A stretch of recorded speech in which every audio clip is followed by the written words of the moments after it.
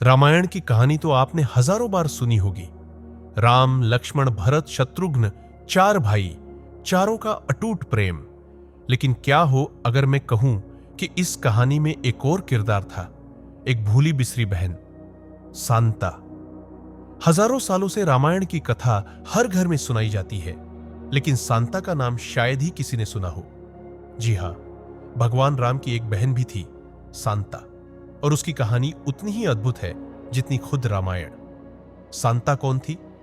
Santa राजा दशरथ और रानी कौशल्या की पुत्री थी, भगवान राम की बड़ी बहन। जन्म के समय सांता को राजा दशरथ ने अपने मित्र राजा रोमपाद को गोद दे दिया था। राजा रोमपाद और रानी वर्षिणी ने सांता को अपनी संतान की तरह पाला और वह अंग देश की राजकुमारी बन गई। लेकिन उनकी कहानी यही खत्म नहीं होती। सांता का विवाह एक महान अर्षि से हुआ था, जिनका नाम था ऋष्यशृंग। लेकिन यह विवाह भी किसी साधारण प्रेम कहानी जैसा नहीं था। ऋष्यशृंग एक ऐसे ऋषि थे जो अपने पिता के आश्रम में पूरी तरह साधना में लीन रहते थे। उन्होंने कभी भी दुनिया नहीं देखी थी। अंग देश में वर्षा नहीं हो रही थी, अकाल का संकट था। राजा रोमपाद को बताया गया कि केवल ऋष्यशृंग की उपस्थिति से ही वर्षा हो सकती है। सांता ने ऋष्यशृंग का ध्यान अपनी ओर खींचा और उनके आने से अंगदेश में वर्षा हुई। लेकिन सांता की कहानी केवल यहां समाप्त नहीं होती। ऋष्यशृंग ने ही राजा दशरथ के यज्ञ का संचालन किया, जिसके फलस्वरूप राम, लक्ष्मण, भरत और शत्रुघ्न का जन्म हुआ। यानी अगर सांता न होती तो भगवान राम का जन्म भी नहीं होता।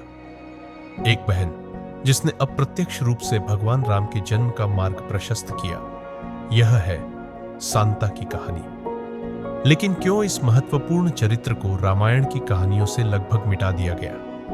क्यों हम केवल चार भाइयों की कहानी सुनते हैं, लेकिन उस बहन की नहीं जिसने स्वयं भगवान राम के जन्म की भूमिका निभाई?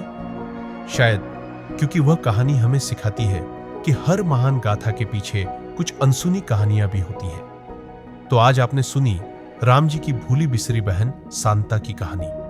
वह बहन जिसने त्याग किया, जिसने ऋष्यशृंग से विवाह किया और जिसके कारण भगवान राम का जन्म संभव हो सका।